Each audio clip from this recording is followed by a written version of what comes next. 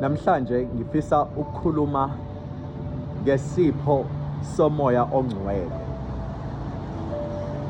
Umoya ongcwele uma ngabe efika kumuntu, impilo yalowo muntu iyaguquka iba ngcono kakhulu. Before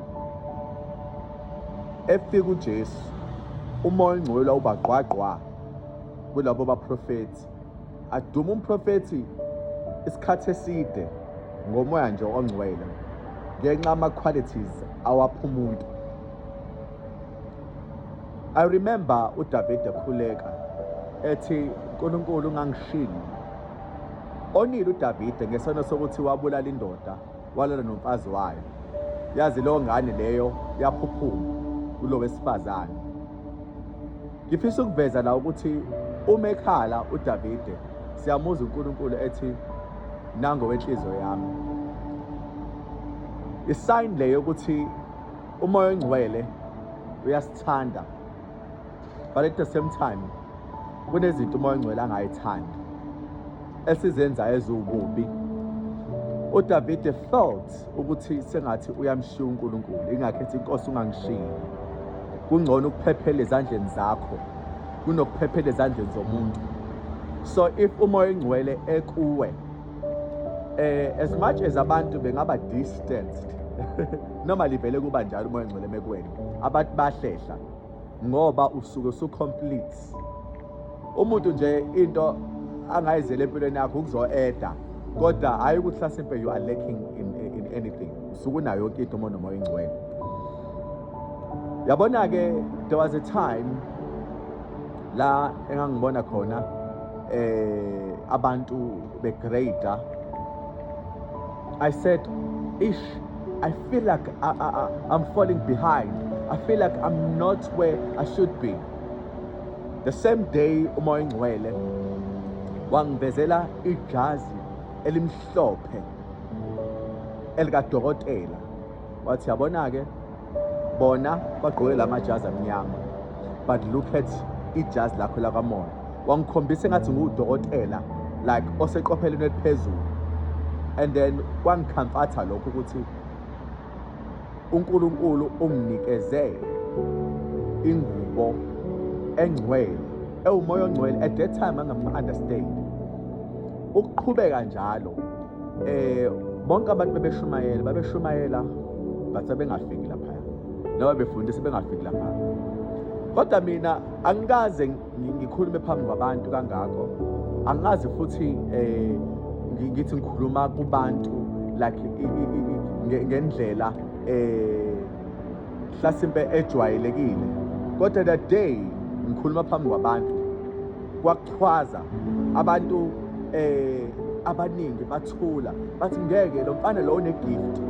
I didn't know ukuthi ngangine-gift, but there was a time ngiphupha engathi ngihleli kwi-back seat i-Mercedes, the latest, engathi kukhona umuntu ongidrivayo but lo muntu engabonakali.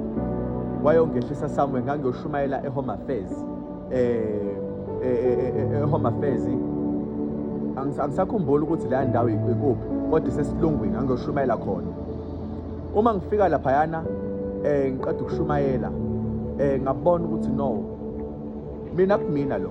At that time ngangenza iy'nkonzo njalo ekuseni before ngiyongena emsebenzini, ngangishumayela ama-Home Affairs, ngishumayela i-Department of Labour, ngishumayela ka-SARS, ngigijima iy'ndawo ey'ningi mase ngihamba ngiyongena emsebenzini. So I could dream ukuthi ngidrive imoto so expensive. Ngisayingane, I am not aware.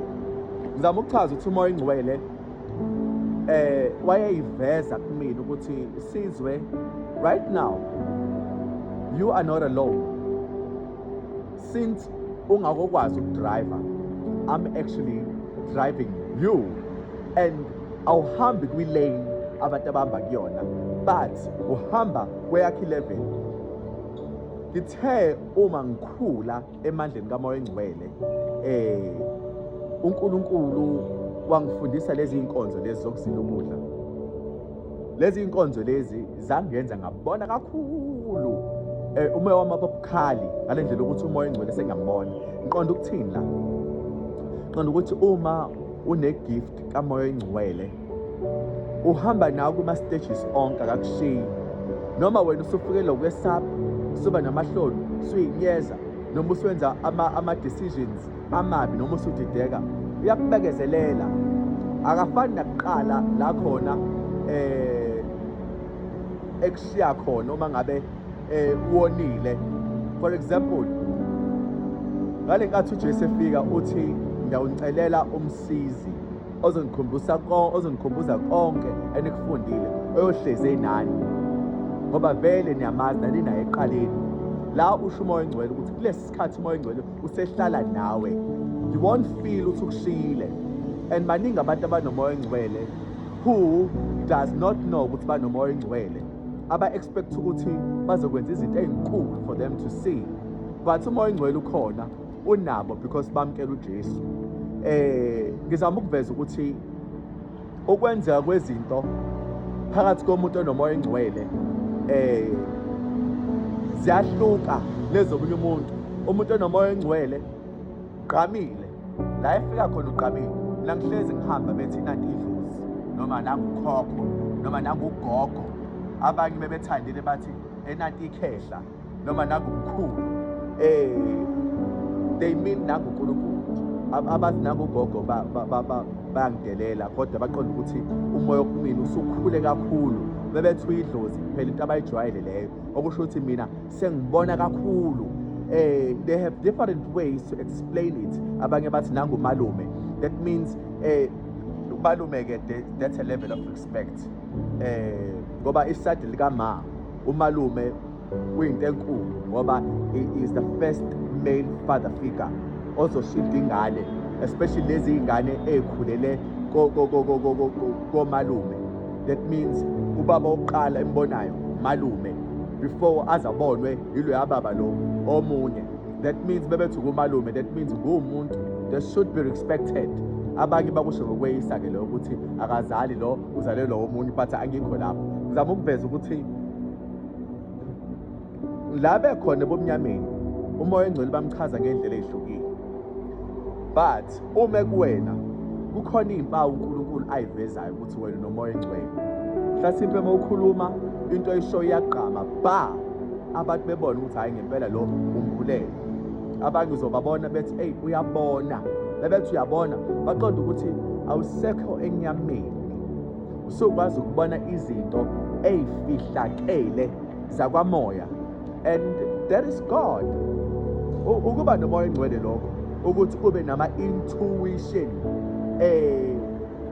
abukhali ngale ndlela ukuthi wena ukwazi ukusensa izinto ey'ngabonwa ngamehlo. Labantu babomnyama obviously kunezinto ey'batshena abahamba nazo abangakutsheni, but uma unomoya oyingcwele, umoya oyingcwele ukuvezela ezinye izinto without even telling you, akuvezele uzizwe, uyisense, uyikhulume, like as if abantu bacabanga ukuthi uyababona, baze baphahluka abanye wena uyathakatha. It's because indlela owenza ngayo kudlulele, yababamba emqondweni yabo nasey'dlinzweni zabo. Ukuba-ke nomoya oyingcwele kujulile. Umoya oyingcwele kubantu besifazane bambona ngenye indlela, kabantu besilisa bambona ngenye indlela, ey'nganeni bambona ngenye indlela, kubagcotshwa bambona ngenye indlela. Ngamanye amazwi uNkulunkulu uyazambula. uNkulunkulu ukhona ezweni, uyiveza ngenye indlela. Umuzwa umuntu ethi nginabantu abadala, angithi ulimi lasezweni lelo ukuthi umuntu menokuqonda uthi unabantu abadala, athi omunye ngiphuphe kwenzeka ukuthi nokuthi nokuthi. Ngamanye amazwi lo muntu lo umbona ngenye indlela uNkulunkulu ukuthi okay umgadile, athi no ngivashelwe okhokho, kanti uNkulunkulu uyiveza ngendlela yakhe kulo muntu lo ngoba akakoqondi ngoKristu. Uma esengenile ngaphakathi uNkulunkulu bese yamqala-ke eyamcacisela ngokugqamile, but uNkulunkulu ayiveza kakhulu. Kodwa kumuntu onoJesu, lo muntu onoJesu uNkulunkulu umbona ngendlela ethe ayimsize. Ngizama ukuveza-ke la ukuthi ukuhamba nomoya oyingcwele kudlula igolide nesiliva umuntu angase athande noma elinenani elikhulu, ngoba umoya oyingcwele eyedwa izinto akwazi ukuzenza zinkulu kakhulu. La ezweni kukhona abantu aba-materialistic, but umoya oyingcwele akakunikezi kuphela izinto zakwamoya, nama-affairs akho nezinto zenyama uyakuhlelela kuzona. Uma ekuhlelela izinto zakho zihamba nge-step by step, egcine sekuveza ukukhuphuka kwakho noma ukuphakama kwakho.